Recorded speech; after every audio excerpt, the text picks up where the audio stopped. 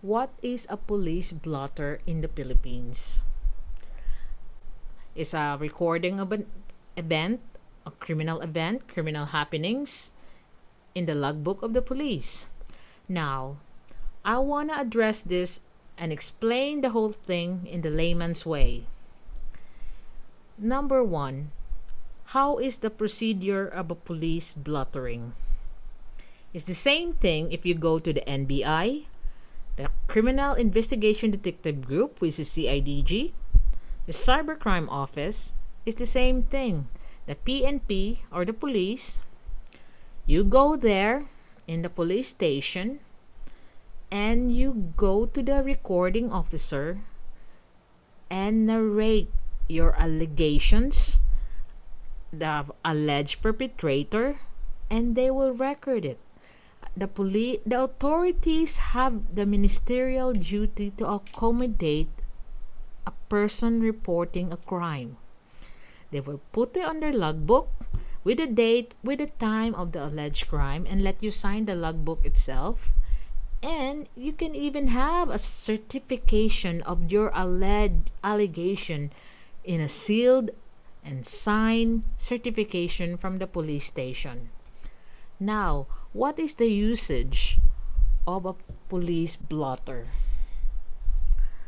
There are some statements in my channel like saying a police blotter can make the person reported to have a criminal record.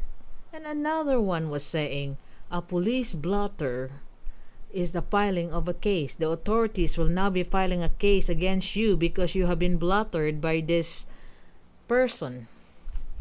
I just want to make it clear all those statements are wrong. The usage of a police blotter is only a recording of an alleged crime as narrated by the reporting person. Number one, it does not make the person reported to have a criminal record. The same thing that this person that you reported can also report on another police station against you. So, if we have to rely on that logic, you reporting this person can make him have a police record, while this other person that you reported can also make an allegation in another police station and you will have a police record? Of course, it's not gonna be the case. So that means the whole thing that if you are reported in a police blotter, you have a criminal record is false. It's wrong. Number two, the statement that when you are reported to the NBI, you are reported to the police, CIDG, the Cybercrime Office, do you think that these people will now file a case against your alleged perpetrator based on your narrative? It's not gonna happen unless the alleged crime is murder or homicide, that heinous crimes that upon investigation the police, the NBI, CIDG, Cybercrime Group will take over and the reporter will now just be a witness. Those are the only scenario that the authorities will be acting motu proprio. Motu proprio means acting on their own accord in your behalf. You are now the witness of this crime, of this case. But if it's not a heinous crime, your police blotter is not a filing of a case against the alleged perpetrator on your behalf by the police. So don't get it wrong. They are not filing any case on your behalf because you have reported them. Because the same thing, like I said, the other person on the other side, that the perpetrator that you are reporting can also do the same thing to you. So you see Where's the stupidity of it all if you believe that you just reported someone to the NBI, reported someone to the PNP, reported someone to the CIDG, or reported someone to the Cybercrime Office? Now they will be filing the case against the perpetrator in your behalf. That is really stupid. So it is not, it's false and wrong. The only thing that your case can prosper is for you to file the case personally to the courts, to the office of the city fiscal or the municipal trial courts, and have it reviewed by the prosecutor's office, the municipal court's office. If it's accepted, all the elements of the crime that you are you are accusing this person against is present, that your evidence back it up before they even accept it.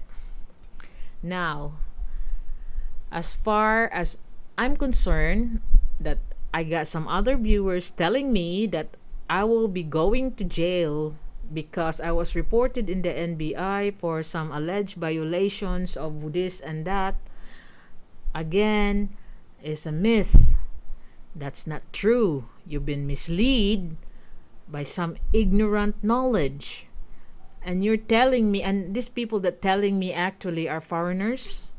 Oh my God, this is what I said, that you cannot be telling a Filipino what is happening in her country and telling me I don't know anything about the Philippines, because it's the other way around. I know more about the Philippines than the foreigners who are not Filipino. Filipinos know more about their country than foreigners. Like, you do know more about your own country than me. So the statement that I will be going to jail because someone reported me to the NBI is really a joke.